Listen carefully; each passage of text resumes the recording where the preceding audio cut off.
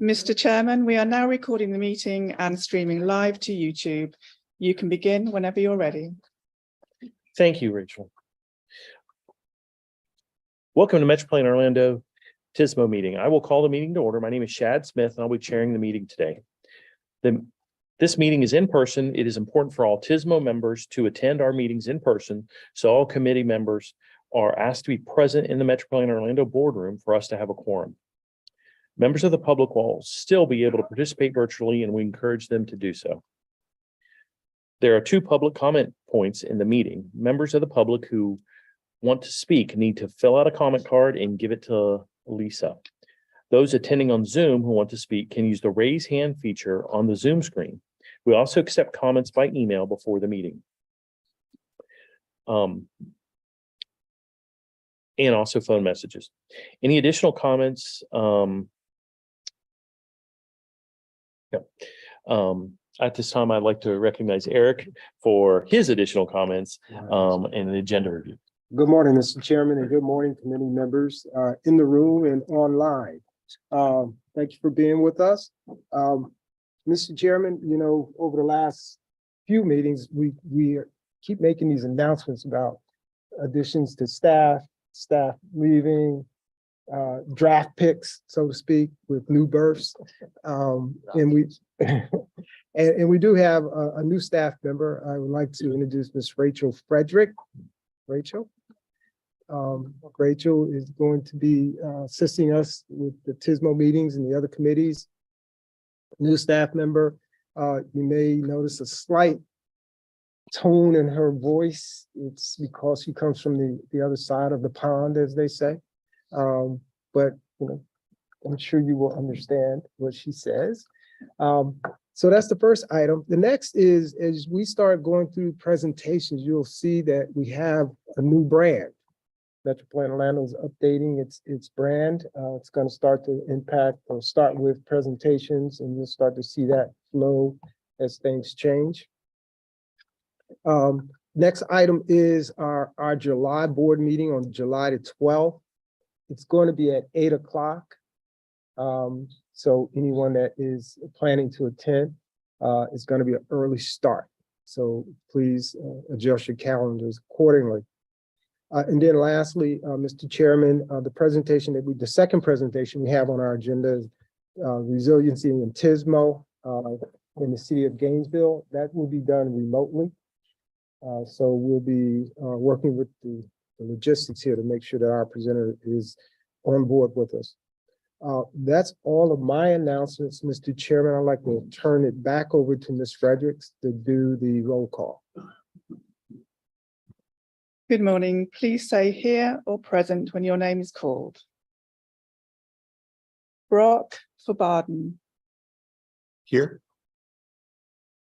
Cash for Bates.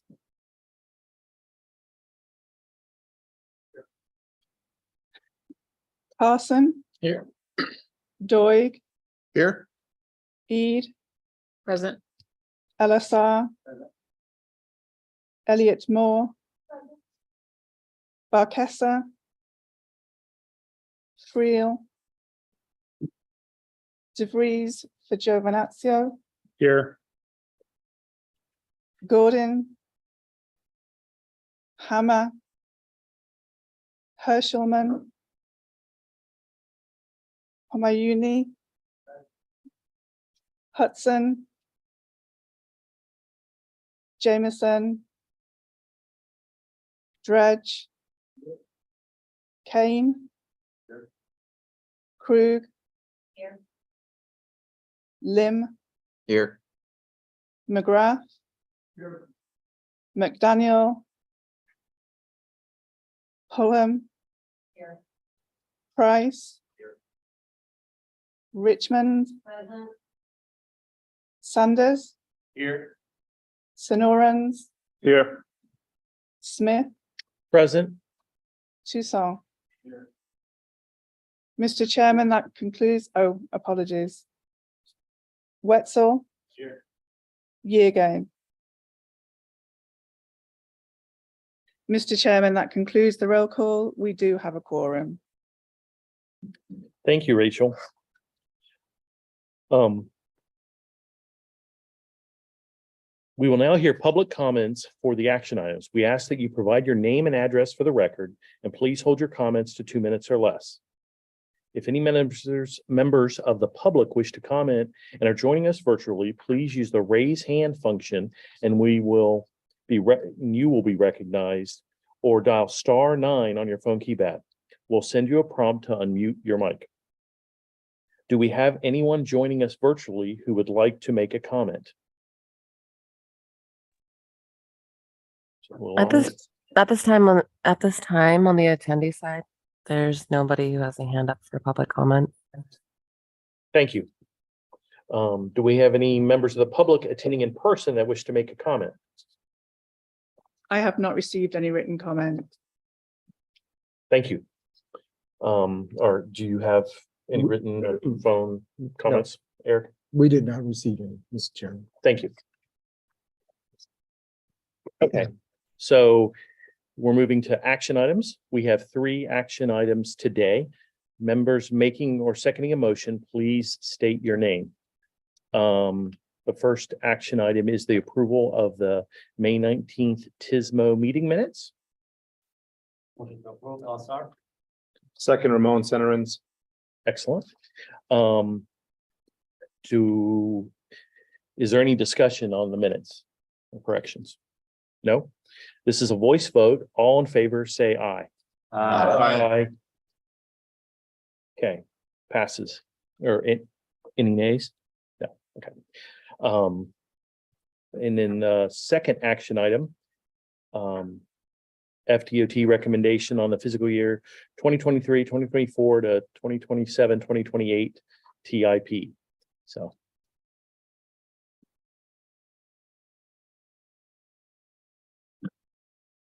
Morning, Mr. Chairman and committee members. This morning, I'll be presenting the fiscal year 2023, 2024, fiscal year 2027, 2028 TIP draft for adoption.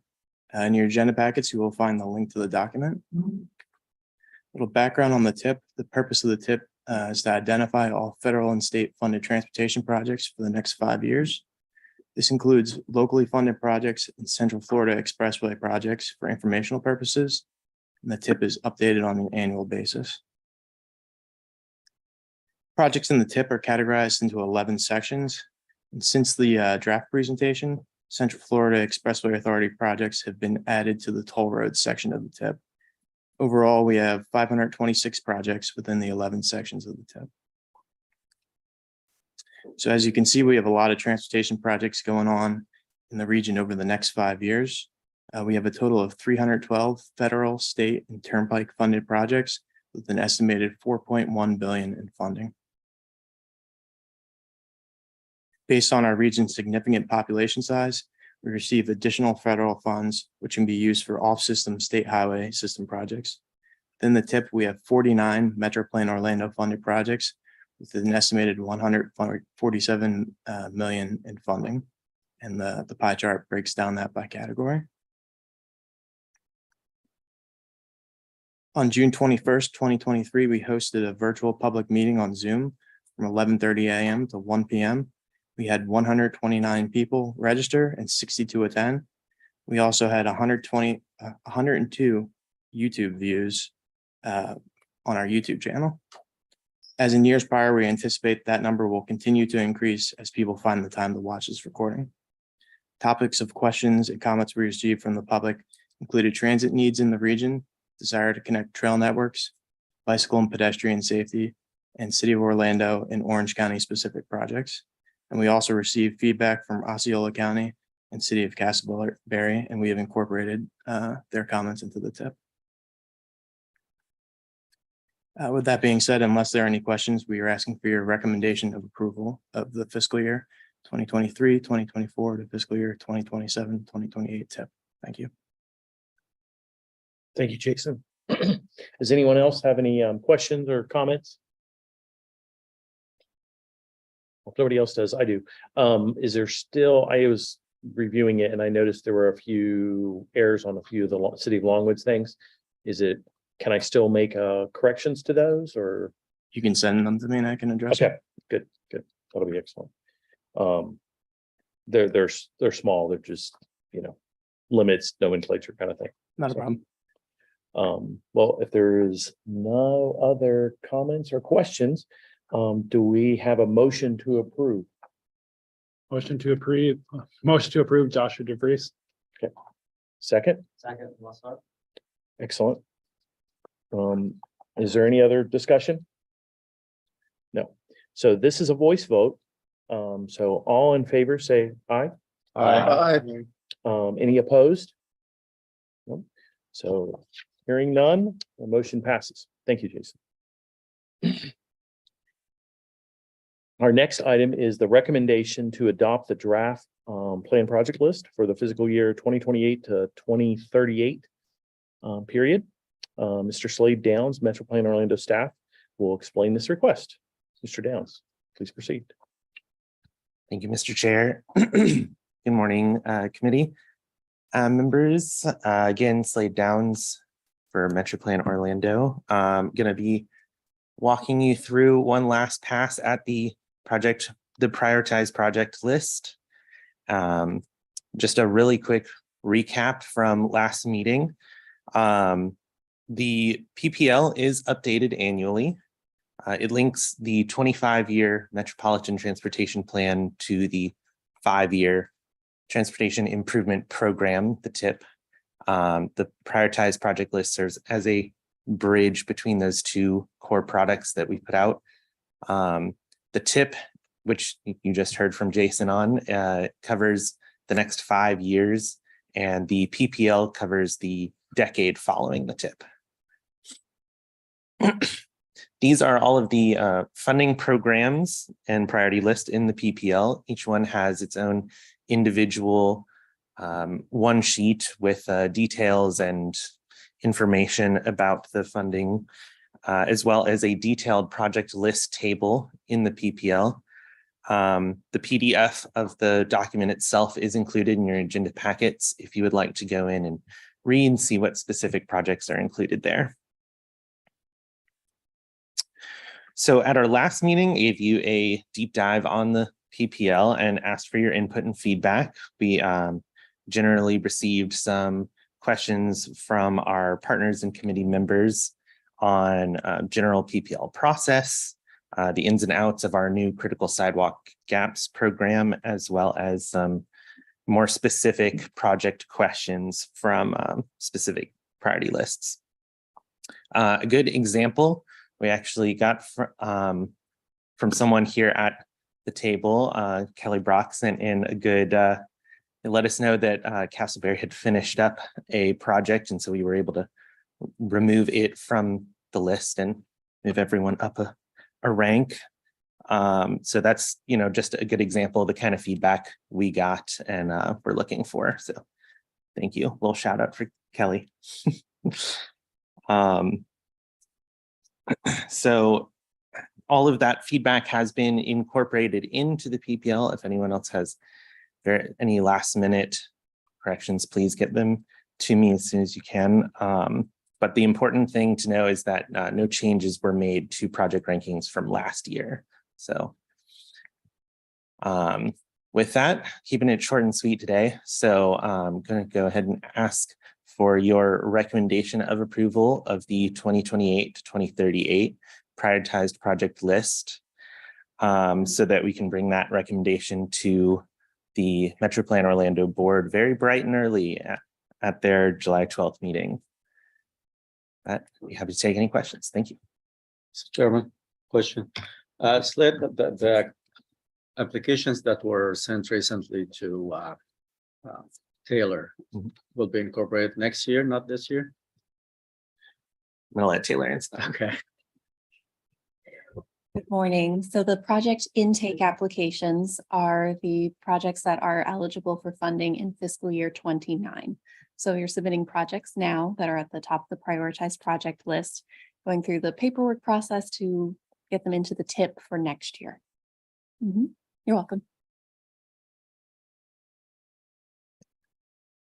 Is there any other comments, questions from anybody? I had one question, which actually might go more to Charlie Wetzel. There's a project on the TSMO ITS project, State Road 434, Oleander to the railroad tracks, traffic ops. I don't know what that project is, so I was kind of curious. Do you know what that is? Okay. It says Longwood Seminole County, and I'm like, I don't know what that project is. I'm sure if you want to spend money there, that'd be great, but I just don't know what it is. It says Oleander to railroad tracks. So on State Road 434, traffic ops. So I'm not sure. And there's no money listed, so didn't know what it was. So, oh well, we'll figure it out. So, okay. So with that, no other questions. We need a motion to approve. Motion, Steve Kane. Thank you. Second, Carson. Great. So with that, this is a voice vote, so if you can go ahead and let's vote. Favor. All in favor? Aye. All against? Okay, it passes. Thank you. So we have two presentations today, and we will hold the questions till the end of the presentations. The first presentation is a DOT District 5 5-year TSMO plan by, I believe, Mr. David Williams with VHB. Is that correct? So please proceed.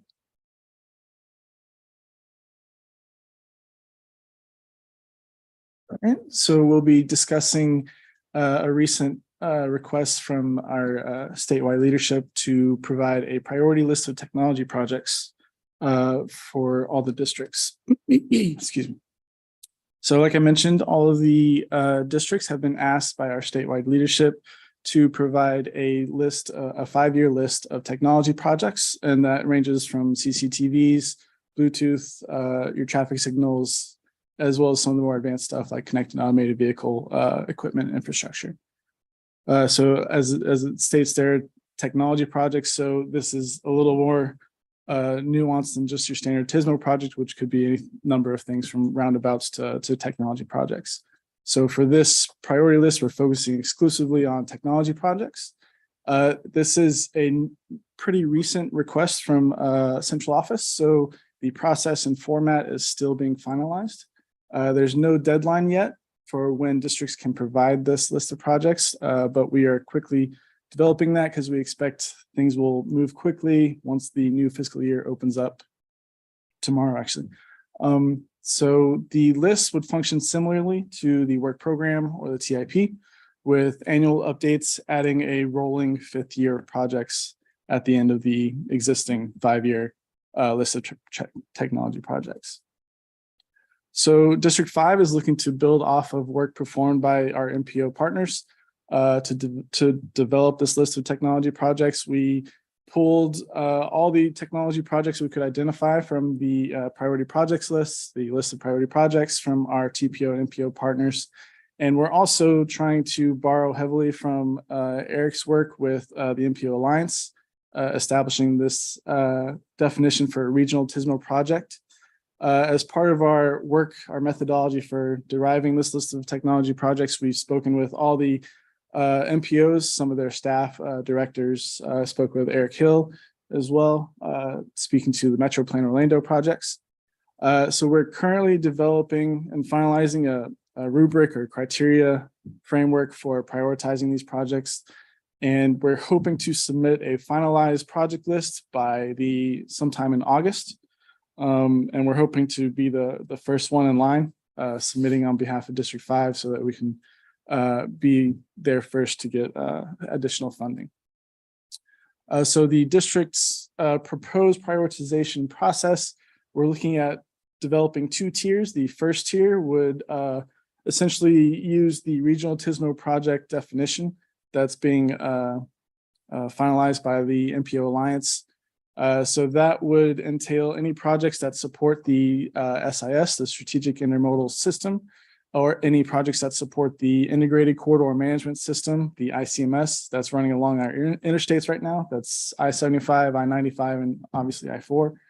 Other projects could be countywide projects. They're denoted in the priority projects list as a countywide effort. And also looking at potentially bundling a smaller grouping of projects that seem to focus in or cluster in one area that might provide a regional benefit or support the CIS or the ICMS. And then tier 2 would be all your other localized technology projects. So the anticipated timeline, and keep in mind this, we still haven't gotten a final process yet from central office, but we're anticipating that pretty shortly. So right now we're hoping to have a prioritized list of tier 1 technology projects. Most likely it'll be next week. We'll have that ready for distribution communication to all of our MPO partners to get their feedback on the process and also the priorities that we've put in place. By July 31st, hoping to have the list of tier 2 technology projects prioritized and ranked. Those are your localized efforts. And then hopefully sometime in early August, we submit that to central office. And we still don't yet know when the funding would commence because it'll be in the new fiscal year already. So still uncertain about that, but we're looking for more direction from central office shortly. And I think with that, that's the end of my list. Yeah. So thank you again for letting me be here. And any questions, please let me know. Thank you. Does anyone have any questions? Mr. Williams? Anyone? So I do have a question on this. Do you have a budgetary number in mind or I do funding not. or anything else? with that? We believe that these will be STITS funds, so state DITS funds. Okay. Other than that, we don't quite know. I know that we've originally, or it used to be kind of focusing on the first 2 to 3 years of the work program, rolling out support for ITS and TSMO projects. But now we're moving it more towards a more formal 5-year program to help with the planning and programming of technology projects. And you mentioned a rubric or something. Do you have a methodology or a scoring criteria that you put out yet? I'm putting that together now with District 5 staff. We're going to be borrowing from our MPO partners as well on that front. I know you'll have some pretty detailed rubrics and criteria. So we're hoping to borrow heavily from that to help with this. Cool. Excellent. Yes, sir.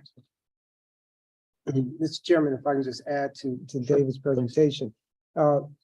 He specifically mentioned technology projects as opposed to TSMO projects. And one of the challenges that we had with working with the Alliance when we tried to make this happen is when you look at TSMO projects, Metro Plan Orlando pretty much sucks all the air out the room in District 5.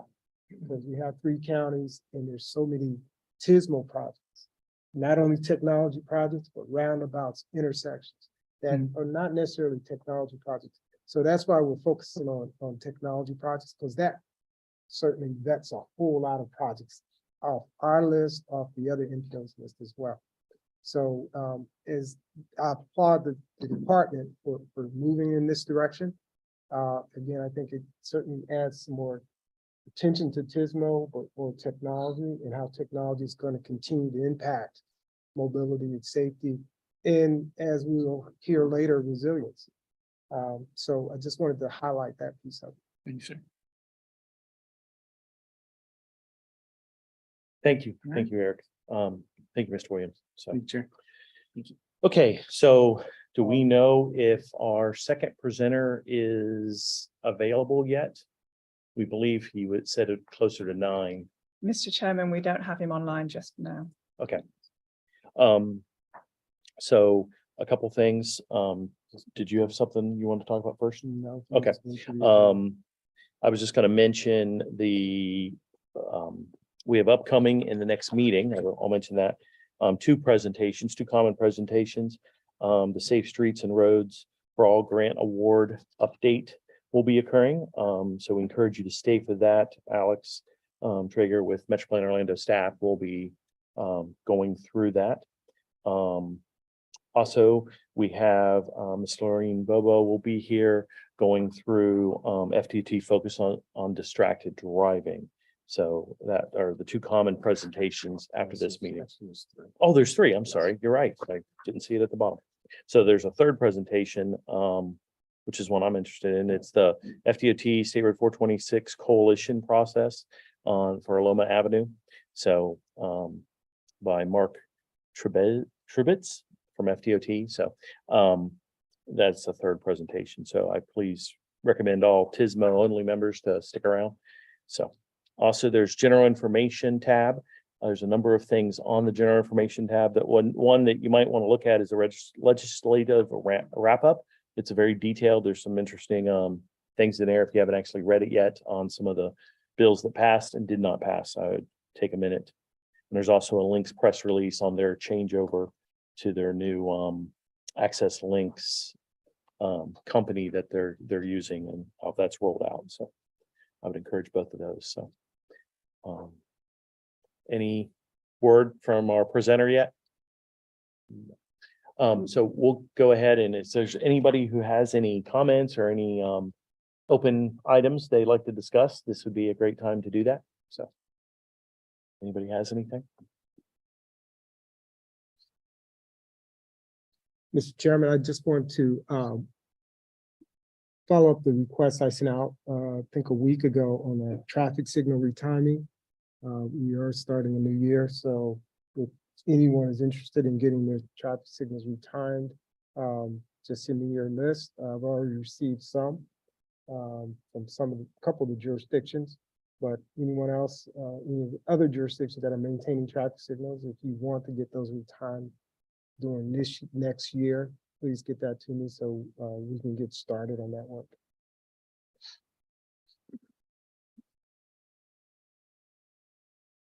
Thank you, Eric. Does anybody else have? Mr. Chairman, I have a quick announcement. So Please. we're rolling into our Central Florida Expressway Authority, rolling into our new fiscal year as well. Next Thursday, or not, the following Thursday, July 13th, we're going to be hosting an industry forum to discuss our initiatives in our fiscal year 24 to 28 work plan. So it is a hybrid event. So if you're interested in attending in person, it'll be hosted at the headquarters building and it'll also be available online.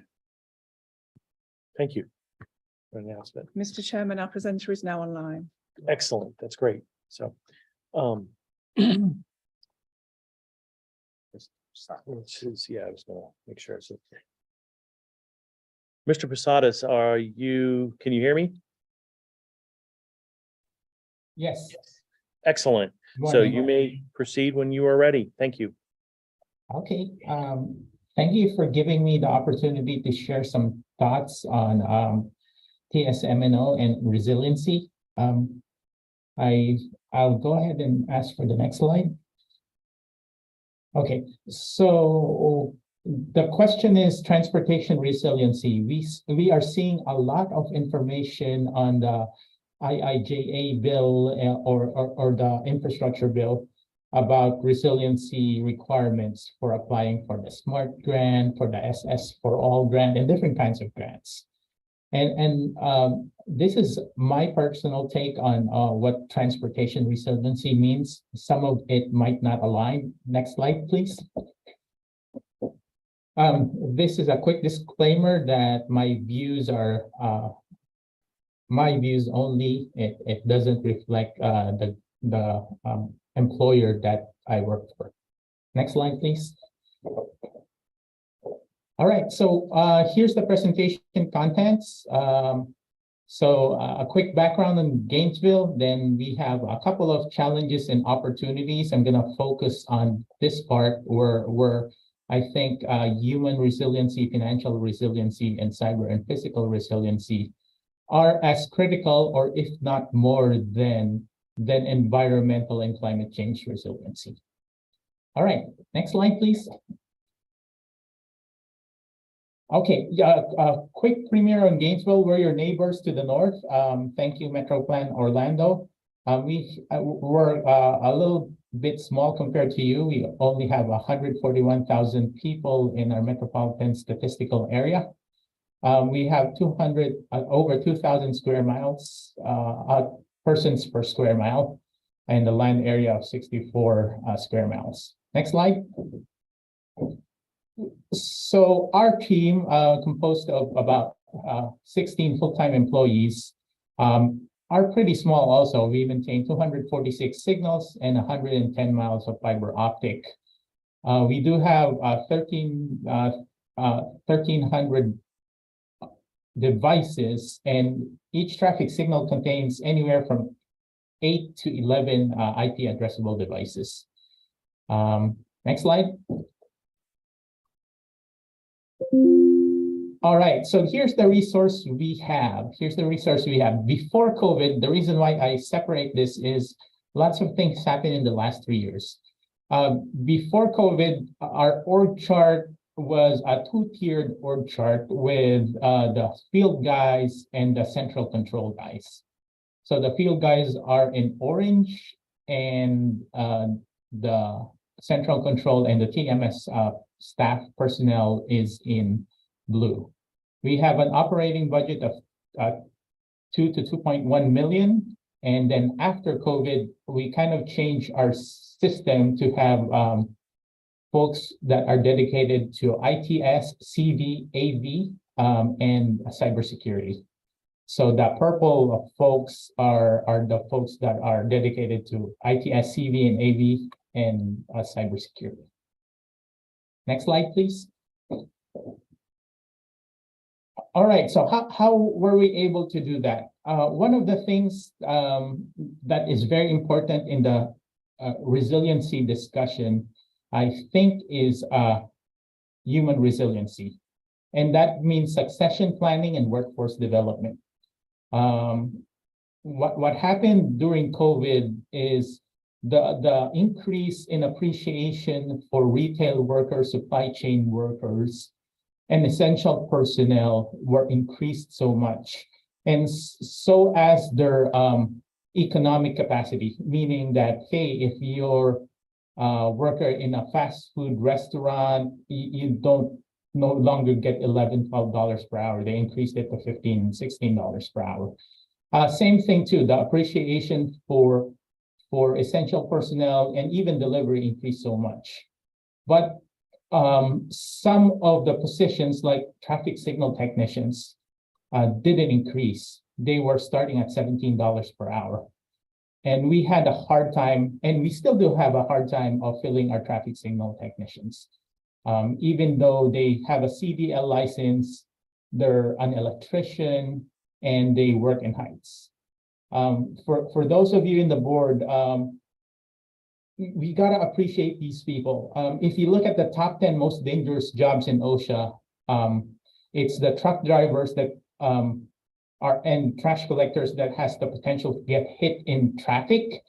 It's the people working in heights, lumberjacks and roofers, and it's the people that are working with electricity, linemen, workers working in utility.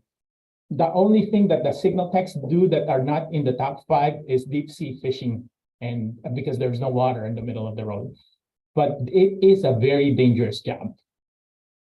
Next slide, please. So I'm gonna stay on this slide for a little bit. It requires a little bit of explanation. If you can see from 2015 to 2021, the net equivalent capital assets, meaning the traffic signals, the controller cabinets, anything that's internal to the network system, keeps on increasing. We add traffic signals at the rate of 2 to 3 per year. We add additional miles of fiber optics. We have additional RRFBs, rapid rectangular flashing beacons, with the dawn of different Vision Zero initiatives. Our partners from Florida Department of Transportation are also great partners. In 2015 to 2016, instead of paying 50-50 for an intersection, they paid 100%. It's no longer, hey, the municipality pays 50% for an intersection and another 50%. Between 2016 and 17, they started paying for online intersections to be interconnected and monitored. And between then, they also had a CPI adjustment every year for operating and maintenance budget. The challenge, though, with that is typically traffic signal funding through the TSMCA, which stands for Traffic Signal and Maintenance Compensation Agreement with FDOT and the folks at the districts, are an unrestricted reimbursement, meaning it goes into the municipality's general fund and the general fund distributes it as needed. The challenge for us people in the municipalities, counties, and city side is typically the general fund is always competing for different resources and the hot topic of the day. Typically, law enforcement, police, and fire get the bulk of the reimbursement. And that's a challenge.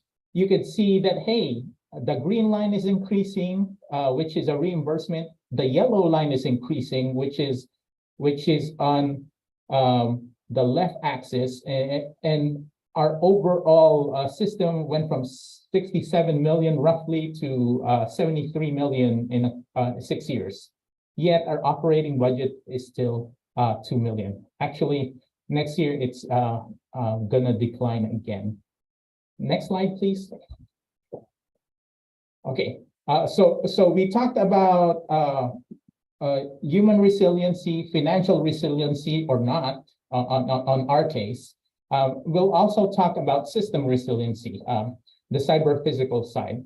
So here in Gainesville, our TMS or transportation management system in our control room has a typical battery backup, a category 5 building, and a couple of generators to sustain it during power outages. Next slide, please. We also have a disaster recovery site. So our main transportation management system is here in our office, while our disaster recovery site is on the regional transit where the bus, the central bus hub for Gainesville. Also, the graphic that shows the Florida wind map, Gainesville is not that bad. Gainesville really doesn't get a lot of strong hurricane force winds throughout history. We also use different network approaches by segregating our network so that if we do have a power outage, it only will hit less than 1/4 of our network. Next slide, please. Okay, so now we're going to go to the final lessons learned. A human resiliency is very important. It requires lots of workforce development and succession planning. We are having less and less people wanting to go to the transportation field. If you ask the typical 16 to 20-year-old, it's like they want to be a social media star or something. They want to be an influencer. That doesn't bode well for workforce development. So we're trying to figure out different levels and tiers, similar to how we build roads. There's a pavement, there's a lime rock underneath, there's a secondary level, there's structural coarse materials, and there's friction coarse. So we're trying to build it from the ground up. First and foremost, our most important people are the foundations, our field signal technicians. And they require physical infrastructure and power reliability. And then the next thing that comes up is the importance of detection and communication. And then you can do a lot of other cool things after you take care of your fundamentals, which is detection and communication and physical infrastructure. You can do systems, AI applications, ATMS, signal phasing and timing or SPAT and connected vehicles, and a whole bunch of other data sharing. But never ever forget the foundations. Without these two foundations, your system wouldn't be that great. Next slide, please. All right. One of the things too that is challenge is financial resiliency. Right now, how we fund signal systems and systems are still in the initial capital and then operating and maintenance.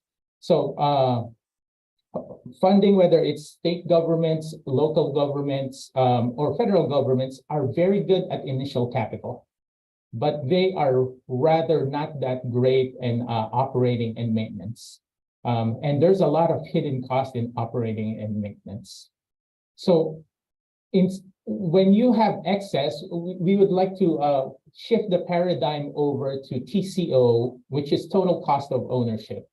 You will see the car manufacturers use TCO, like JD Power and Associates. They utilize the total cost over a long period of time. They also utilize a life development cycle of end of life. It's the same thing with laptops, servers, computers, and all that stuff. The challenge is with initial capital it's a high cost, and the maintenance are typically done the first couple of years, but then it has to be replaced. What I'm thinking of is, hey, it's better that we have a same funding source every year and we don't utilize it, and kind of put that in an escrow or a capital recovery funding place. That way, when systems reach their end of life cycle, they have the capability to be replaced. And it's very challenging for TSMO, for ITS, because your desktops are 5-year life cycle.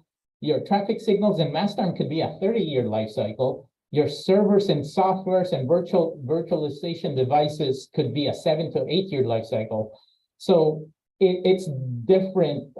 There's different life cycles to each component of these devices.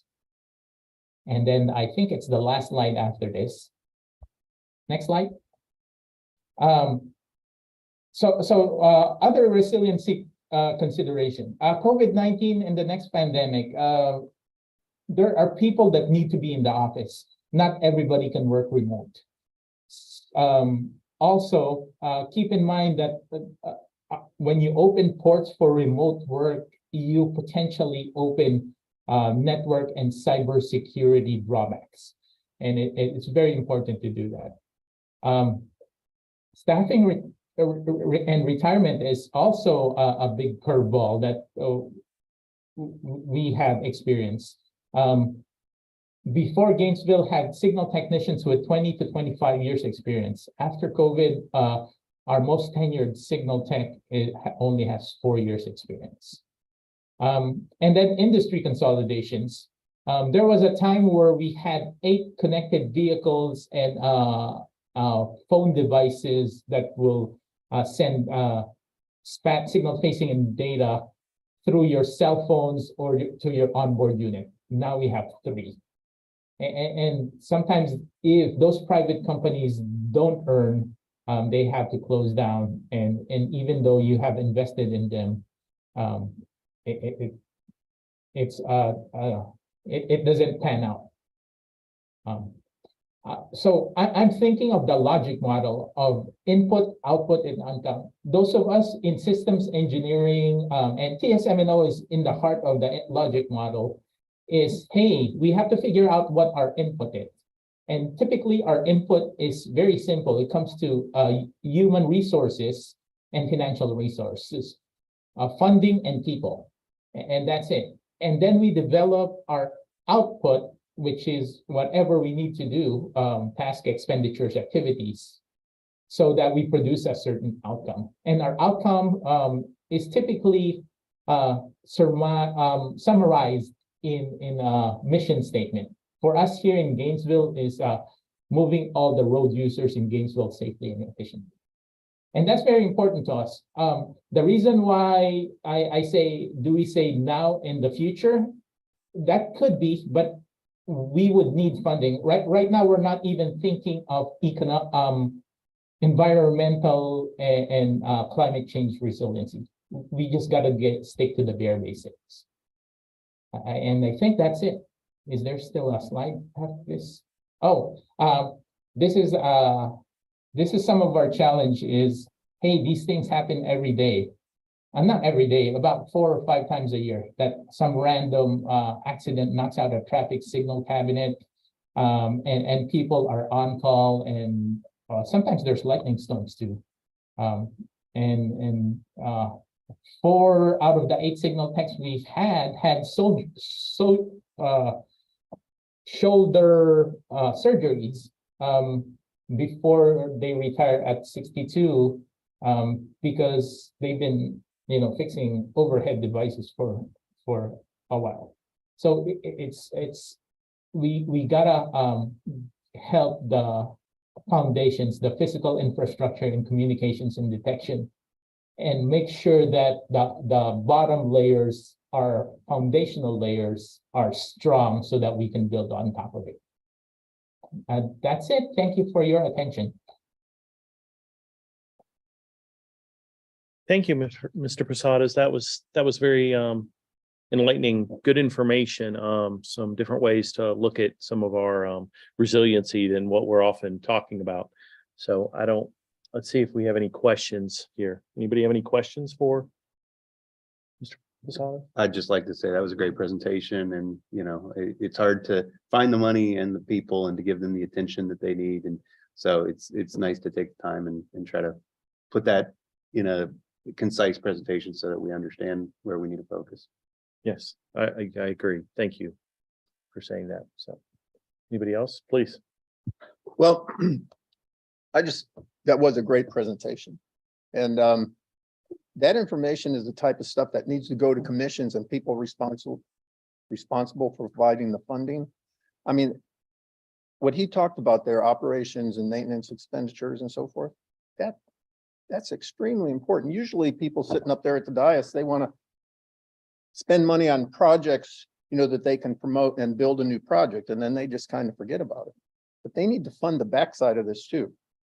They need to see what he just presented. I agree totally. It's that total cost of the TOC he had. That's a good way of looking at it. I like the iceberg picture that he showed. That was very good. So, Emmanuel, this is Eric Hill. Are you comfortable with us sharing this presentation with our committee members?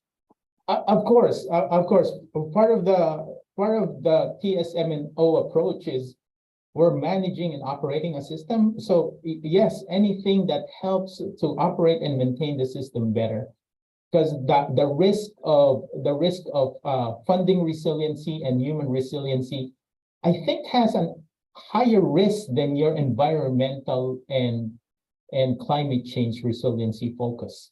But there's no ribbon cutting in it. And yes, we have to share this messaging so that we create better systems for everybody to use on a daily basis. excellent. Yes, thank you very much. Very good presentation. So we appreciate you taking the time and presenting this to us. So thank you. thank you.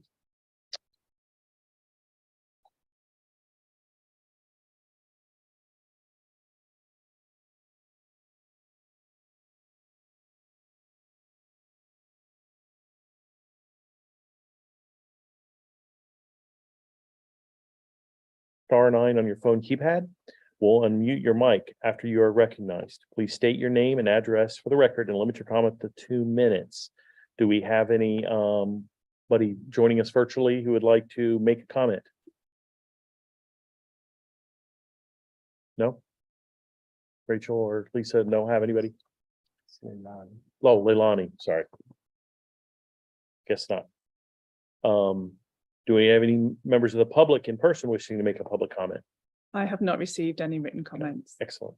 So And I don't know, there wasn't any comments ahead of time presented, no? So, okay. I will give everyone else, so there's no comments for today, but I'll give anyone else a chance if they have anything else to say today. Any of our members? Look like it. Oh, yes, I want go to ahead, hear a Kelly. little, since we have lots of time. No, this isn't tech, but I thought but it is under the umbrella of TSMO. It's a very little improvement we recently did in Castleberry that I just wanted to share because it might be useful to some of you. It's all about context though, so this of course doesn't work out everywhere, and it's not new. But we recently we've been through Best Foot Forward with Bike Walk Central Florida. We've been studying an intersection in Castleberry that we've been having speeding and yield issues with, Melody Lane at Cypress Way. And we've done some incremental improvements over the years and it hasn't really helped. But most recently we added, it's not even a true pedestrian gateway, it's just in-street signage and some additional striping. And based on Best Foot Forward's data for yield, we went from a low of 4%, which is abysmal, especially in this context.